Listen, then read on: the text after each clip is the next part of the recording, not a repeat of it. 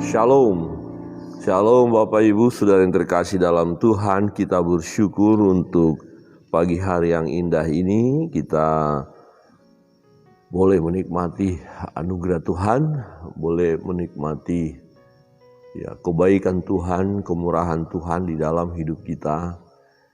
Dan sebelum melakukan segala kegiatan kita sepanjang hari ini, satu kebahagiaan bagi kita di mana kita boleh memuji, menyembah, memuliakan Tuhan, dan juga kita boleh mendengarkan firman Allah serta menaikkan doa permohonan kita kepada Tuhan. Ya, sekali lagi saya katakan sesuatu yang sangat membahagiakan kita.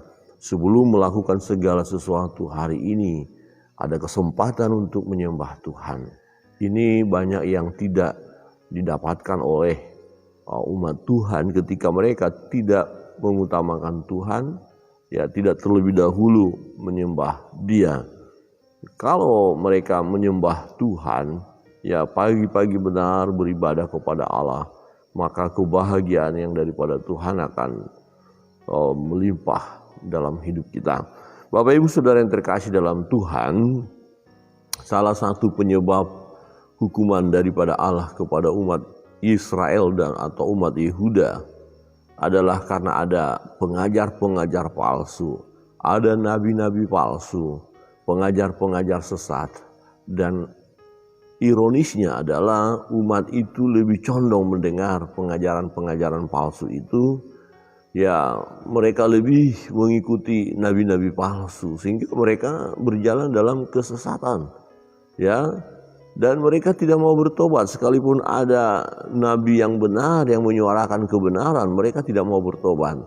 Nah, situasi seperti yang dialami oleh bangsa Yehuda atau bangsa Israel, sampai sekarang itu bisa kita lihat ada kecenderungan orang lebih suka mendengar suara-suara palsu, nabi-nabi palsu, pengajar-pengajar sesat, sementara hal yang benar diabaikan.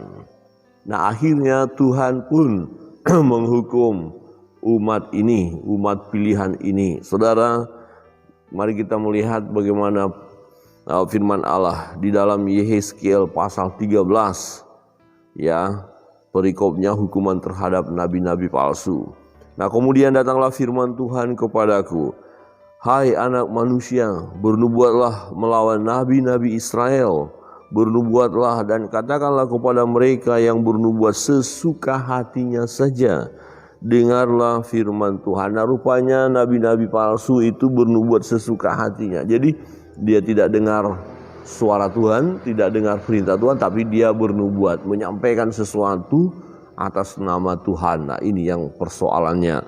Di ayat 3, beginilah firman Tuhan Allah, celakalah nabi-nabi yang bebal, yang mengikuti bisikan hatinya sendiri dan yang tidak melihat sesuatu penglihatan.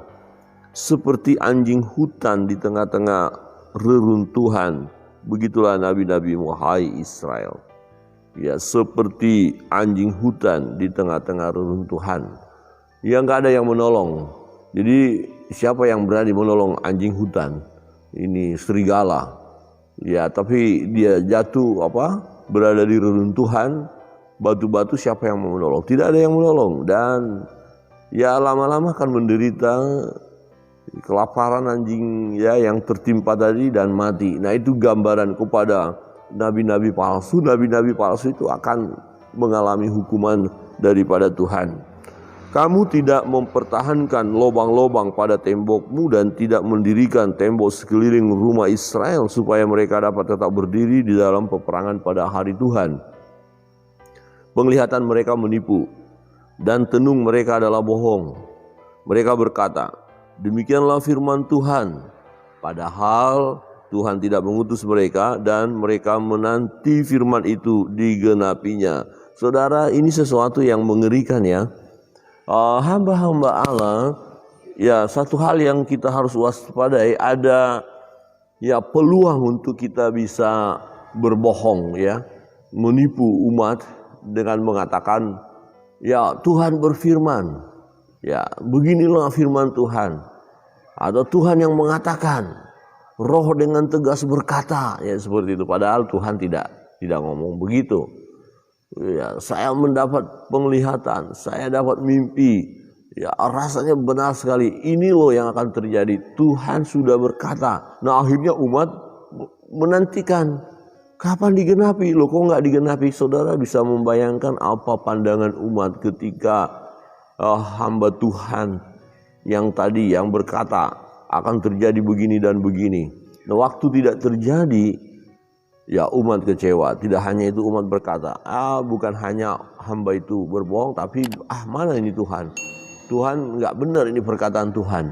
Karena tadi hamba Tuhan mengatasnamakan Tuhan waktu dia bicara. Padahal Tuhan tidak berbicara. Ini sesuatu yang menyesatkan ya, sesuatu yang mendukakan hati Allah, di mana seorang hamba berkata ini dari Tuhan. Dan lihat saja, modalnya salah satunya itu Tuhan bicara, ini kata Tuhan, ya, padahal Tuhan tidak berbicara. Saudara yang terkasih dalam Tuhan, di ayat 7 berkata, bukankah penglihatan tipuan yang kamu lihat dan tenungan bohong yang kamu katakan? Kalau kamu berkata demikianlah firman Tuhan, padahal aku tidak berbicara. Sebab itu beginilah firman Tuhan Allah, oleh karena kamu mengatakan kata-kata dusta dan melihat perkara-perkara bohong, maka aku akan menjadi lawanmu. Demikianlah firman Tuhan Allah. Jadi Tuhan yang akan menghukum nabi-nabi palsu, pengajar-pengajar palsu, hamba-hamba palsu, hamba-hamba Tuhan palsu, pengajar-pengajar sesat. Tuhan akan menghukum. Ya, orang-orang yang mengajarkan ajaran yang sesat, dia akan berhadapan dengan Allah. Tetapi bagaimana kita dengan sebagai umat pilihan Allah ini? Ya, kita harus berjuang, kenali siapa yang mengajar kita dan kenali ajarannya. Kita bersyukur ya Bapak Ibu Saudara yang terkasih dalam Tuhan. Ya, ada filter yang bisa kita buat untuk menyeleksi ya apa yang disebutkan oleh hamba-hamba Tuhan benar atau tidak, yaitu Alkitab. Kita punya Alkitab, kita punya firman. Nah, bacalah firman Tuhan itu, bacalah Alkitab itu. Manakala seorang pengajar ya mengajarkan sesuatu yang tidak sesuai dengan firman Allah, dia adalah pengajar sesat. Ya, dia adalah, kalau dia menyebut namanya nabi palsu. Ya, jangan dengarkan dia, jangan turuti dia. Jadi kita harus belajar firman Allah supaya kita tidak mudah tertipu. Oh, kita mungkin bertanya, apa pendeta zaman sekarang, apa masih ada orang Kristen yang tertipu? Ada. Banyak ajaran-ajaran yang menyesatkan dan dipegang teguh oleh orang-orang yang menyebut dirinya orang Kristen. Ya, banyak. Satu contoh saja, ini tradisi. Ya, di gereja masih ada yang mengagung-agungkan roh-roh leluhur, roh nenek moyang. Dan gereja berkata nggak apa-apa, kita harus menghormati orang tua karena sesuai dengan firman. Tetapi itu keliru. Menghormati orang tua adalah orang tua yang masih hidup. Itu yang harus kita hormati, itu yang harus kita perlakukan dengan baik. Tetapi kalau sudah tidak ada, ya sudah selesai. Ya, jangan memujanya, jangan bertanya lagi kepada dia kalau sudah meninggal. Ya, jangan pergi lagi untuk mengadakan semacam ya ritual-ritual di kuburan untuk apa. Tetapi ada ya hamba-hamba Tuhan juga yang ikut terlibat, ikut melakukannya, tidak apa-apa. Wah, ini salah. Ya, jadi seleksi ya apa yang diajarkan, apa yang diizinkan oleh hamba Tuhan, kalau tidak sesuai dengan firman Allah, kita harus tolak. Kita harus berani ya berkata, enggak, ini tidak sesuai dengan firman. Saya tidak mau lakukan hal itu. Saya hanya mau menyembah Allah, memuji Tuhan, melakukan kebenaran. Di ayat 9, aku akan mengacungkan tanganku melawan nabi-nabi yang melihat perkara-perkara yang menipu dan yang mengucapkan tenungan-tenungan bohong. Mereka tidak termasuk kumpulan umatku. Perhatikan, mereka tidak termasuk kumpulan umatku dan tidak akan tercatat dalam daftar kaum Israel dan tidak akan masuk lagi di tanah Israel. dan kamu akan mengetahui bahwa akulah Tuhan Allah. Nah, kira-kira gambarannya begini. Untuk masa kini, dia ada di gereja kok, dia pelayan Tuhan kok, wah dia sekolahnya sekolah teologi kok, tinggi lagi sekolahnya. Iya, enggak apa-apa. Bisa saja memang dia harus pintar supaya bisa membohongi, menipu. Ya orang-orang yang ya tanda kutip ya, nabi-nabi palsu ini ya punya kemampuan yang luar biasa kok. Ya, pintar dia. Dan kepintarannya itu digunakan untuk membohongi. Nah, ini yang bahaya. Ya, tetapi Tuhan katakan secara untuk nabi-nabi palsu pada saat itu bukan kumpulan orang Israel, bukan kumpulan umat pilihan, itu penyesat. Ya, itu kejahatan dan mereka harus dihukum. Nah, jadi orang-orang yang ada di Bait Allah yang saat ini di gereja melayani, jadi pendeta, jadi evangelis, tetapi ajarannya menyesatkan. Nah, itu sebenarnya bukan kumpulan orang percaya. Ya, bukan kumpulan orang percaya. Dia yang menyusup masuk untuk mengacaukan. Dan itu firman Tuhan katakan, hati-hati, waspada. Pengajar-pengajar sesat itu menyusup masuk ke dalam kawanan untuk mengacaukan, untuk merusak persekutuan yang ada. Saudara yang terkasih dalam Tuhan. Tetapi Tuhan akan berurusan dengan mereka. Tuhan akan menyelesaikan mereka. Di ayat 10, oleh karena sungguh karena mereka menyesatkan umatku dengan mengatakan damai sejahtera, padahal sama sekali tidak ada damai sejahtera. Mereka itu mendirikan tembok dan lihat mereka mengapurnya.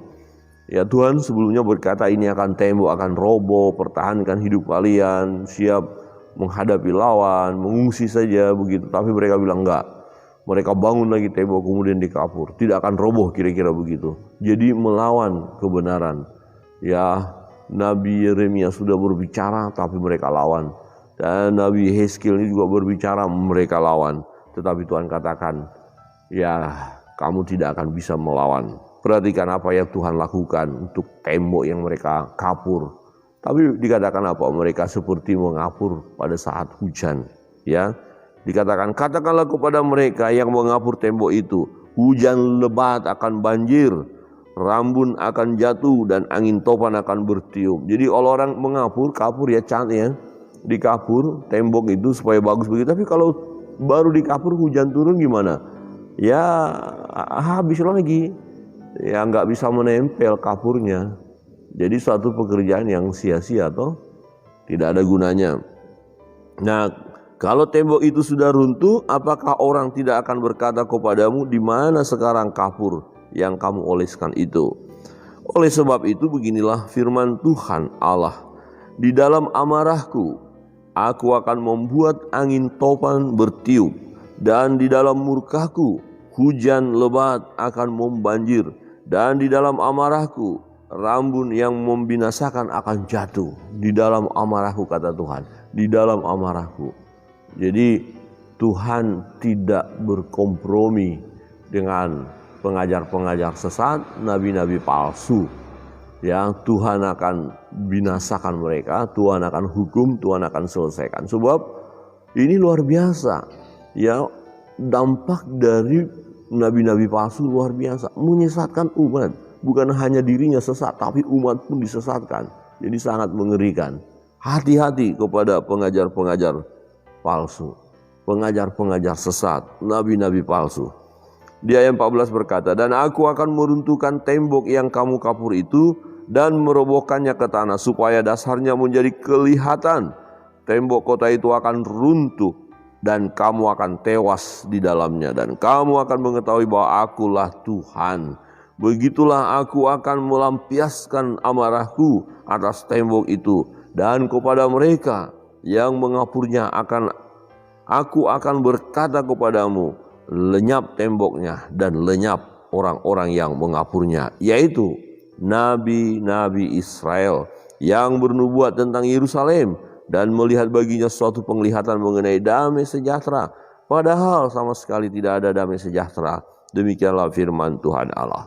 Jadi mereka selalu berkata damai sejahtera, pokoknya damai, padahal Tuhan bilang enggak, nanti akan terjadi masalah besar, ya akan datang bangsa Babel menyerang mereka, menyerang Yerusalem, ya, menyerang Bait Allah. Tapi nabi-nabi palsu enggak, tenang, hati-hati kepada orang yang selalu bilang damai, damai. Sudah keadaan kacau tetap damai, damai. Tidak berjaga-jaga akhirnya orang-orang kan. Ya, ada orang yang hidupnya di dalam dosa, ya, pekerjaannya dalam dosa, ya, tidak mengingatkan tentang dosa yang dilakukan, tapi nggak apa-apa, damai sejahtera bagimu. Nggak apa-apa, Tuhan memberkatimu. Wah, hati-hati, jangan sembarangan kita selalu berkata Tuhan memberkatimu. Ya, orang berkata saya berhasil, bisnis saya hebat, padahal bisnisnya tidak sesuai dengan firman Tuhan. Kemudian kita buru-buru berkata puji Tuhan, Tuhan memberkatimu. Bagaimana Tuhan memberkati seseorang yang pekerjaannya tidak sesuai dengan firman Allah?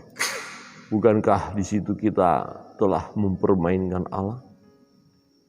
Nah, jadi jangan sembarangan memberkati orang. Jangan sembarangan Tuhan berkati Anda, nanti dulu. Ya, apa yang dia lakukan sehingga Tuhan memberkati. Ketika kita lihat seseorang berhasil kemudian puji Tuhan, Tuhan memberkati Anda, nanti dulu. Ya, sebenarnya bukan Tuhan yang memberkati. Ada sesuatu yang dilakukan di luar Tuhan, kemudian kita berkata Tuhan memberkati, damai bagimu, padahal tidak ada damai. Wah, kita menjadi pengajar-pengajar palsu, pengajar-pengajar sesat. Saudara yang terkasih dalam Tuhan, nabi-nabi palsu ini yang melawan firman Allah, melawan kehendak Allah, dan berjuang menyesatkan umat, sehingga umat tidak mau mendengar nabi yang benar, sehingga umat akhirnya tidak mau bertobat. Dan hukuman bagi nabi-nabi palsu adalah mati. Ya, hukumannya ya dilenyapkan. Ini sangat penting sekali. Tuhan bertindak sedemikian sebab jika tidak, ya betapa merajalelanya nanti nabi-nabi palsu ini, pengajar-pengajar sesat ini. Dan ternyata faktanya sampai sekarang. Kita harus waspada. Banyak akan timbul pengajaran-pengajaran palsu, menyelewengkan firman, merombak-rombak firman, memilih ayat-ayat tertentu saja, dan bisa membuang ayat-ayat tertentu saja. Jadi melakukan sesuka hatinya. Ya, ini kecenderungan manusia nanti. Perhatikan. Ya, dan pengajar-pengajar sesat akan berkata damai, tenang, damai semua, tenang. Padahal tidak ada damai sejahtera. Bapak Ibu Saudara yang terkasih dalam Tuhan, peringatan bagi kita yang pertama, waspada, jangan sampai kita mengajarkan ajaran yang sesat. Jangan sampai kita berkata ini dari Tuhan padahal bukan. Padahal kita buat-buat sendiri. Sesuka hati kita berhenti untuk melakukan itu, jangan. Dan yang kedua, jangan mudah tertipu dengan pengajaran-pengajaran sesat yang membelokkan kita dari jalan kebenaran, dibelokkan ke jalan yang sesat. Jangan tertipu.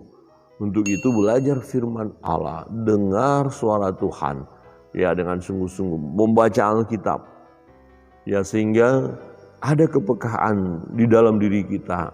Ketika ada seseorang mengajarkan sesuatu dan kita hanya tahu ini ajaran sesat, ini ajaran palsu, saya tidak mau lakukan ini.